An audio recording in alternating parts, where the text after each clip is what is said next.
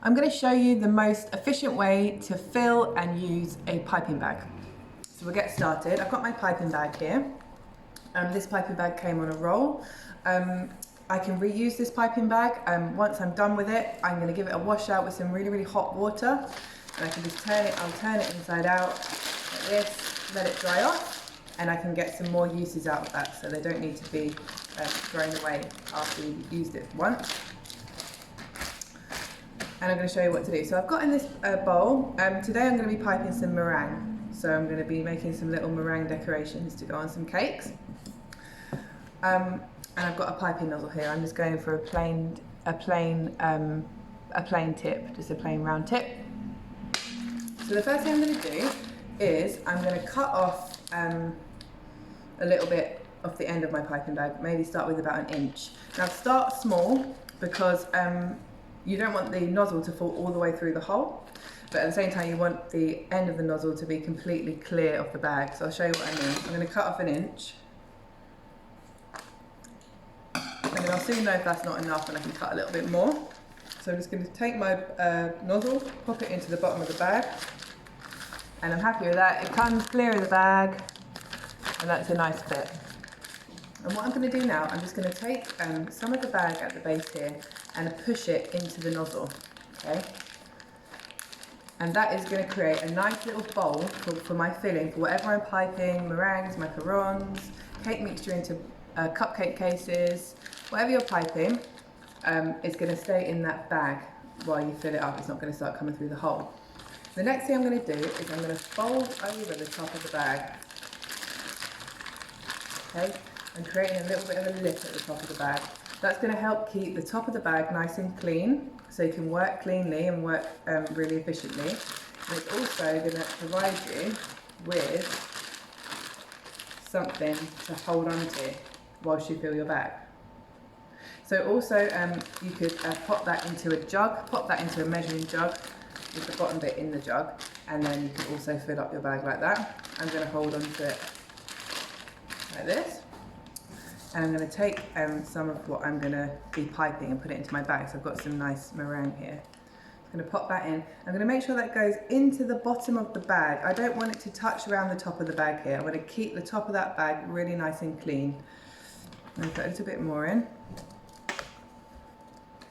Again, back right down into the bottom. I'm just going to give it a wipe off in there to keep it nice and clean. I don't want to overfill my bag. It's going to make it really difficult to work with and really difficult to use. So I'm going to start with just a little bit of whatever I'm using at first, and then I can always top up a little bit more. I'm just going to go with a little bit more in mine. But you can always come back to it, open the bag up and put some more in. It'll be really difficult to work with if you overfill it. So now I'm going to grab the top of my bag. I'm going to flip that lip in, and I'm going to give my bag a bit of a tap, like a tappy shake down, okay? Whatever's in there, I want it to be making its way down to the bottom of the bag. I'm going to use my fingers just to push it down, okay? You can get some air bubbles out by just helping those out. Push them down, okay? Getting all those air bubbles out.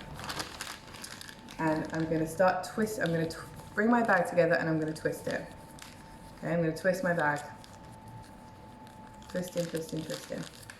And then what I like to do is I like to sort of twist it round my finger. So I'm holding on to it, I twist it round my finger, and it just makes it a little bit easier to control and hold on to.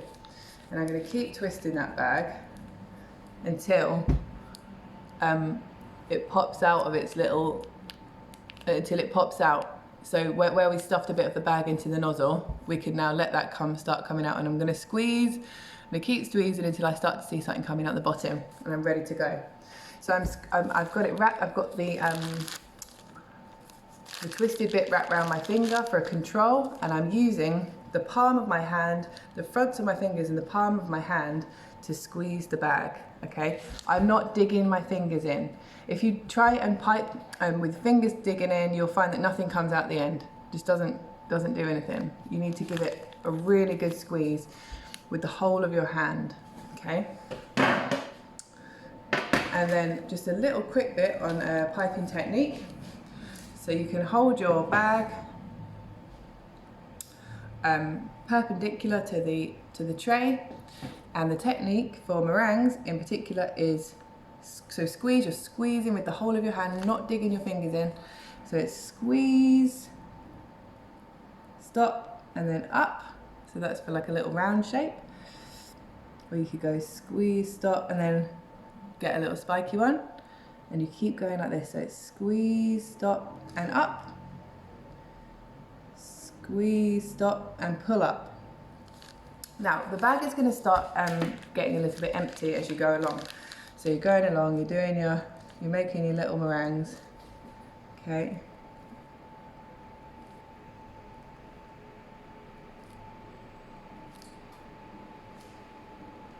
And you might start to notice that the bag starts to feel a bit empty. What you can do, you can just twist it round, keeping the bag nice and taut at all times. That bag needs to be really nice and tight so that you can get really good control, and it will come out much easier from the end if that bag is nice and full.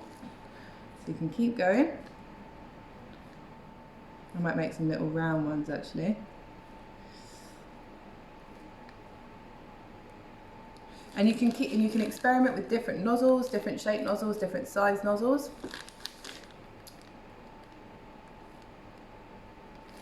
Just make sure you keep squeezing it down so you've got a nice taut bag. And remember to always squeeze with the palms of your hands. I hope that was useful for you.